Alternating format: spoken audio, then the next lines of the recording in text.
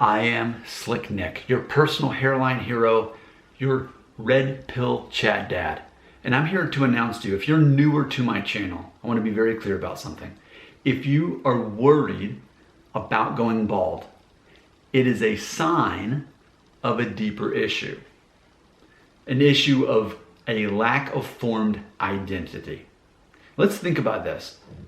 I'm going to ask you a question. Can you think of another guy who's maybe 20 years old and noticeably balding? I mean, he doesn't have hair up here. Whether he shaves his hair or not, I knew guys like that around age 20 that just didn't have hair on top. They were some of the first guys that I know that would go bald that were the same age as me. They exist, right?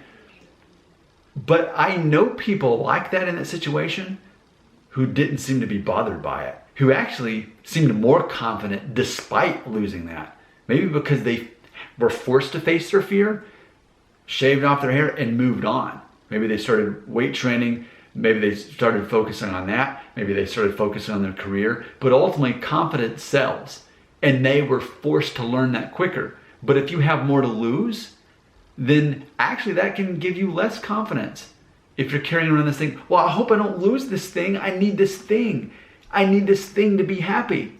My precious, right? That's how a lot of guys are with their hair. They think that they're like Gollum. I've never seen the Lord of the Rings movie, but I guess Gollum in the ring, like that's their precious is their hair. And then for guys who realize, wait, I don't want to believe that that's my identity.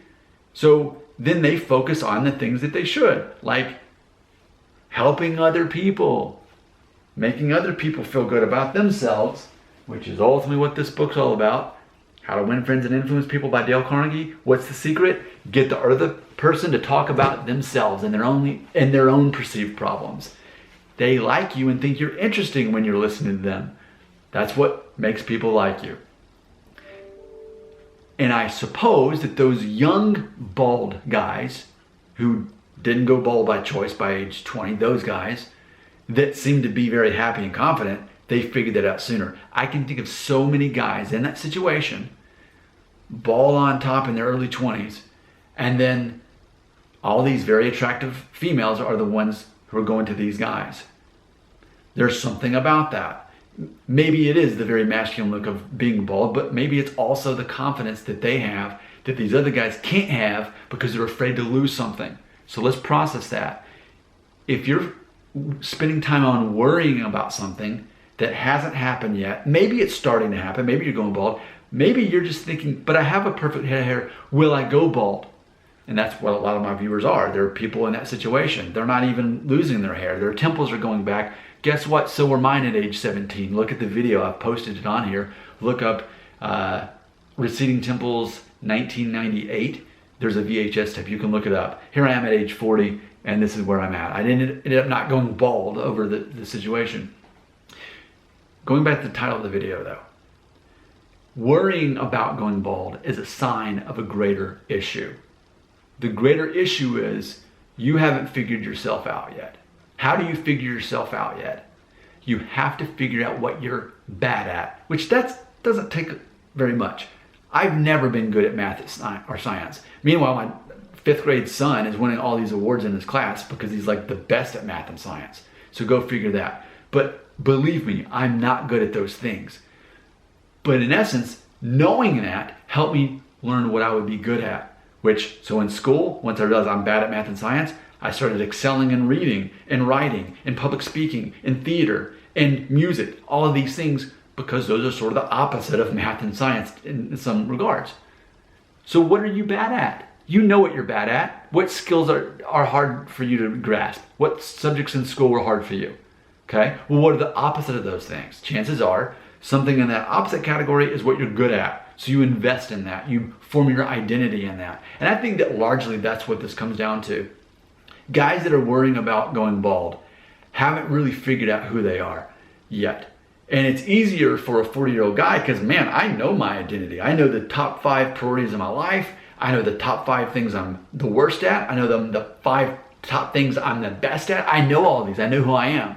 So those guys who go bald young, though, they're forced to figure that out even sooner than I did. And For me, I expected to be bald in my early 30s, and then I wasn't, but it didn't matter because already I had gained the mindset that this doesn't matter. And I'll be honest, I had seen enough guys that went bald young and they did just fine. They had no problem getting women to find them attractive. And granted, it definitely helped. They were weight training in the gym and they were eating right and they were motivated and they had interest and they had hobbies and they knew what they were good at and bad at, and they smiled a lot and they knew how to make her laugh and they knew how to ask her questions. Again, it all comes back to this book, How to Win Friends and Influence People by Dale Carnegie, because when you're so focused on yourself, people aren't interested in you. Did you know that? As the book teaches, the whole concept is to get the other person talking about themselves. But if you're thinking, oh no, I might go bald, and you're carrying around that, then you're not interesting. You're interesting when you make the topic about the other person. You're interesting when you seem confident despite whatever hair you have. That's what makes people actually like you. So when I say that worrying about going bald is a sign of a greater issue, that's exactly what I mean. So what do you do with this information? Being that this is a red pill channel, you ask yourself, who am I? What am I bad at? What am I good at? What positive things about my life can I invest in? But more importantly, how can I be more interesting to other people by being a better listener and asking them more questions about themselves? And when they do ask a question about me, answer just enough, but find a way to steer that conversation back to them. They'll think that you're good at communicating. As long as you're smiling and looking at them and not looking on a smartphone, largely that's all you have to do to make people think that you're interesting. So imagine, how many, I've got like over 11,000 subscribers.